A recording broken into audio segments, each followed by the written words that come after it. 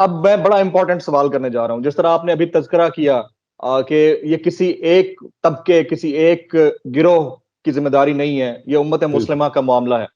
تو جس طرح آپ فرما رہے ہیں کہ ہمارے ہاں کچھ لوگوں کو ریلیز کیا جاتا ہے، اس کا کریڈٹ لیا جاتا ہے، ہمارے ہاں کچھ لوگوں کو پابند سلاسل بھی کیا جاتا ہے اور ان کے اوپر الزامات بھی لگائے جاتے ہیں. میں ایگزامپل دے دیتا ہوں علامہ سعد حسین رضوی صاحب کی اور ان کے خانوادے کی.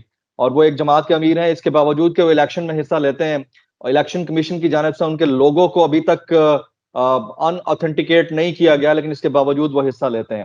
تو اسی طرح سے کیا یہ جو لبیک یا رسول اللہ کا نعرہ ہے، یہ کسی ایک جماعت کا ہے یا امت واحد کا نعرہ ہے علامہ صاحب؟ جمیل بھائی، اصل بات یہ ہے کہ بنیادی طور پہ جو ان کا مطالبہ تھا کہ فرانس کے سفیر کو ملک بدر کیا جائے. آپ بھی طالب علم ہیں جرنلزم کے، میں بھی میس کمیونیکیشن کا طالب علم رہا ہوں. آپ بتائیں کیا پوری دنیا میں ایک مسلمہ ضابطہ نہیں ہے کہ سفیر بدر کر دیا جائے؟ احتجاج کا ایک مسلمہ ضابطہ مانا جاتا ہے. اس میں کوئی قیامت نہیں تھی آ جانی یا کوئی انہونی نہیں ہے. آپ نے 20 مرتبہ انڈیا کے سفیر کو مراسلہ تھما کے ملک بدر کیا ہوا ہے.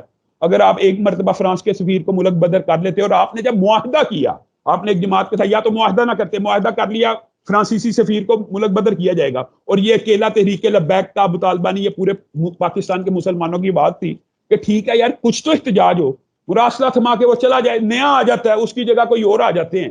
لیکن ایک مرتبہ تو احتجاج ریکارڈ ہوتا ہے نا باضابطہ طور پہ کہ یہ ملک نے احتجاجی طور پہ سفیر کو ملک بدر کیا ہے. وہ ان کا مطالبہ 100% جائز تھا. اور دوسری بات جو آپ نے کیا کہ ان کو پابند سلاسل کیا گیا ہے، تو اس حوالے سے ہائی کورٹ کا آرڈر آ چکا ہے. اگر آپ ملک کے اندر قانون اور آئین کو بالادست مانتے ہیں تو آپ ہائی کورٹ کی جو ڈائریکشن ہے اس کو مان لیں، یا تو آپ ملک کے آئین اور قانون کو نہ ماننے والے ہوں اور آپ کہیں کہ ٹھیک ہے ایگزیکٹو آرڈر ہی سپر ہمیشہ اس کو جو ہے نچلے یعنی قانونی اور آئین اور مقننہ کے جتنے اداروں کو اس کو سپرسیڈ کرے گا ایگزیکٹو آرڈر. پھر تو آپ ملک میں نیا لا بنا دیں. جب عدالتیں اس بات کے اوپر کہہ رہی ہیں کہ آپ نے ان کو غیر قانونی نظر بند کیا ہوا ہے تو آپ کو اس بارے میں غور کرنا چاہیے. آپ کتنی دیر ایگزیکٹو آرڈر کا سہارا لیں گے، کتنی دیر ایگزیکٹو آرڈر کے پیچھے چھپتے رہیں گے؟ بالآخر ان کو چھوڑنا پڑے گا. اور میں یہ سمجھتا ہوں کہ ان کو چھوڑ دینا چاہیے. اگر عدالتیں ان کو بری کر رہی ہیں تو آپ کو کیا اعتراض ہے؟ آپ کا یہی تو مقدمہ رہا ہے حافظ سعید کے مرتبہ بھی کہ عدالتوں نے ان کو بری کیا. آپ انڈیا کے سامنے ہمیشہ یہ مقدمہ پیش کرتے رہے کہ ان کے اوپر کوئی ایلیگیشن ثابت نہیں ہو سکا، عدالتوں نے فیصلہ کیا. تو اس بارے کے اندر بھی آپ عدالتوں کی رائے کو اہمیت دیں، اور ان کو اگر عدالتیں بے گناہ سمجھتی ہیں، جتنے بھی واقعات ہوئے ان میں بے گناہ سمجھتی ہیں، آپ ان کو رہا کریں. میں آپ کے ایک ایونٹ میں پارٹیسپیشن شاید آپ کی تھی یا علامہ ابتسام الہی ظہیر صاحب کی تھی، یہ ایک دن پہلے کا ایونٹ ہے. اس میں نعرے سن رہا تھا کہ علامہ صاحب قدم بڑھاؤ ہم تمہارے ساتھ ہیں. وہ مجھے اس کی بتائیں گے وہ آپ سے متعلق نعرے تھے یا کسی اور سے متعلق تھے؟ نہیں، وہ اصل بات یہ ہے کہ وہ ظاہر ہے جب جلسوں پہ جاتے ہیں تو وہ یہی کہتے ہیں علامہ صاحب قدم بڑھاؤ. تو وہ ہمارے بھائیوں نے یہ سمجھا کہ وہ یہ کہہ رہے ہیں علامہ سعد قدم بڑھاؤ. تو یہ کنفیوژن تھوڑی سی پیدا ہو گئی ہے.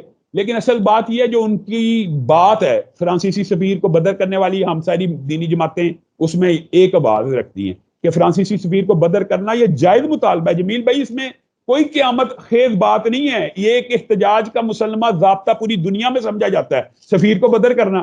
سفیر کو بدر کرنے سے مراد یہ نہیں ہوتی آپ کے سفارتی تعلقات ختم ہو گئے. اصولی طور پہ تو آپ کو سفارتی تعلقات بھی منقطع کرنے چاہیے، لیکن آپ سفیر بدر کرنے کے اوپر تیار نہیں. جب آپ کسی جماعت کے ساتھ ایک معاہدہ کر لیتے ہیں اس کو اون کرنا چاہیے. تو آپ کی نظر میں سفیر کو بدر کر دینا چاہیے تھا خان صاحب کی گورنمنٹ کو، اتنا تردد نہیں بالکل نہیں تھا. یہ کوئی تردد کی بات ہی نہیں تھی. یہ اس کو مس ہینڈلنگ کہتے ہیں. یہ انہوں نے مس ہینڈل کیا واقعہ.